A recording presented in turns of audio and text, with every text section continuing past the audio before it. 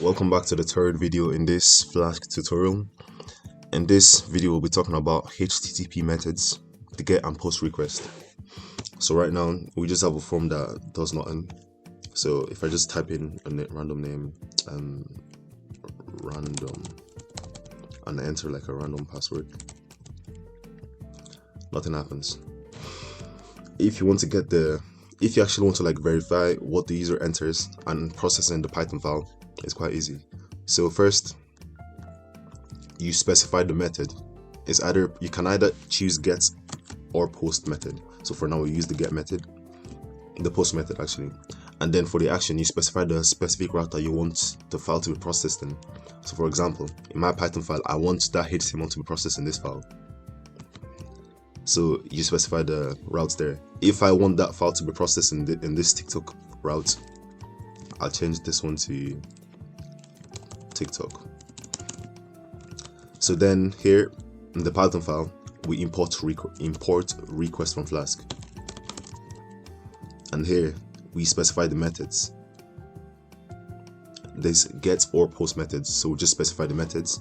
And then here we say if request.method is equals to post. If the method is equals to post, we then go back to this HTML file, and this name variable here, we retrieve it and we say user name is equals to request.form.get, and then you pass in that username, that name. And the same thing for the password as well. You retrieve this password here from here, and then you say user password is equals to request.form.get password. So let's just try it out and see how it works.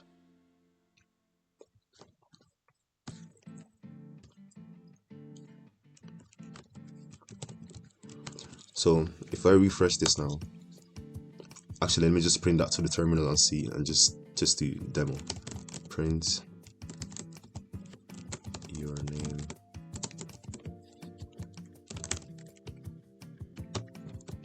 and then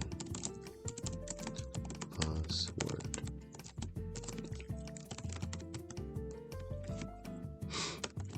Okay, so this is the terminal right now.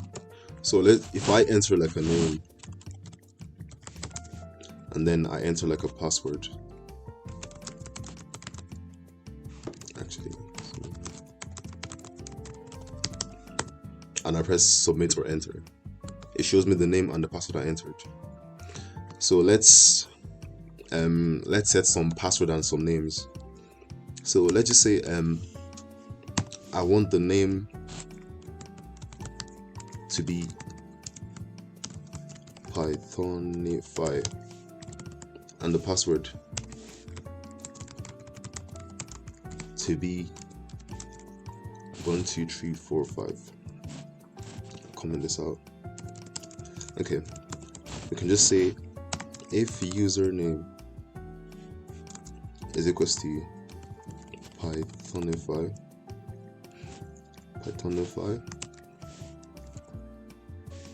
and if user password is equals to 12345. Oh wait, no, the password is equals to 12345. We can redirect them to a different route. So we can just say return actually I have to import it first. Redirect and import URL4. Yeah. So we can just return redirect and then URL4. Then the parameter for this is the name of the function that we want to go into. So in this case, we want to go into this function. So we pass that in here. TikTok underscore page. So for example, let's say that we have a different function that's called verify, and we said verify page, and the name of the is verify, and we want to like go into this page. We change this to the name of the function route, the name of the function. So in that case it will be this verify. So we can just delete this one. Okay, then we can add an else. So we just say else print wrong username and password. So let's just see what happens. So if I type in something that's wrong, and then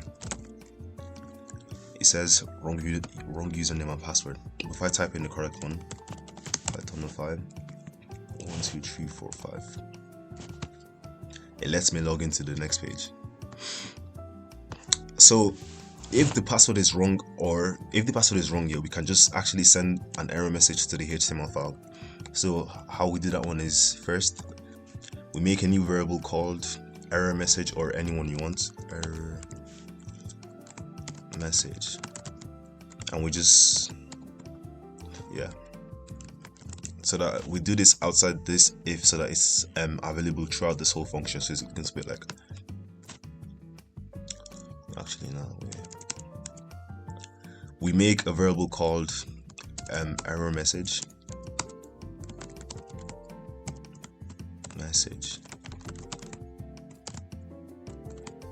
then we initialize that on empty string. I'm doing this outside this if loop because, like, if I want to access this error message here, and if I initialize it here, it's not going to be accessible. So we do this outside to like make it accessible anywhere in this function. So if the username is wrong or the password is wrong, I can just say error message is equals to wrong credentials, please try again. And then we can actually just pass that here, message, error message is equals to error message. Then we go back into this HTML file, which is this one, and then inside this registry form, we can actually just access that variable using, we can just say open squiggly brackets, if error message. So that's if there's an error message, we can do something there. And then wait 1 second.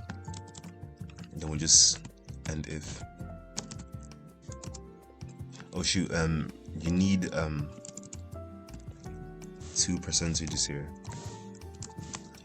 If error message error, and there you can just end if.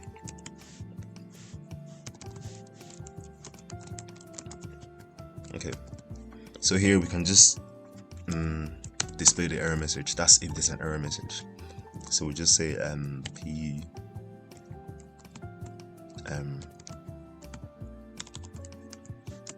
error message. Okay, let's just try that and see what happens. So let's just say the username is correct, and then I enter rubbish. Unexpected. Wait 1 second.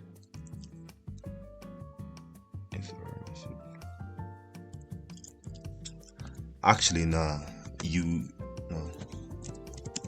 Since we only need the if loop in this part, we can just put that there, and then it's meant to be 1 bracket for the if, not 2. So we change that to 1. Yeah, and then just to make it look better. Okay, yep. Everything looks fine. So if we run this again, just to see what's happening. Okay, let's just enter a wrong name. I'll just say something wrong. Yeah, it displays the error message there. But if I enter the right one, if I turn the 1, 2, 3, 4, 5. Yeah. So we can actually just style the HTML, the error message actually. You can just use inline styling, so we can just say style color red. I feel like just see that again.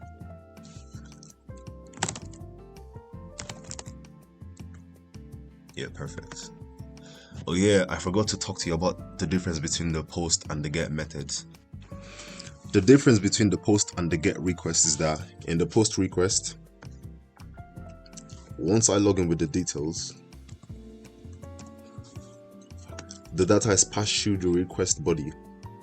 But in the get request, if I log in with those same details, the data is passed through in the URL. So you would see the username and the password in the URL. The post request is better and is more secure. So let's just run this and see what happens. If I run this, 1, 2, 3. Actually, let me just restart. Okay, then Pythonify 1, 2, 3, 4, 5, and then login. Then we go into the new page, and then we can just click this link, and it's going to take you to my TikTok. So yeah, in the next series, we'll be covering Flask and database. Thanks for watching.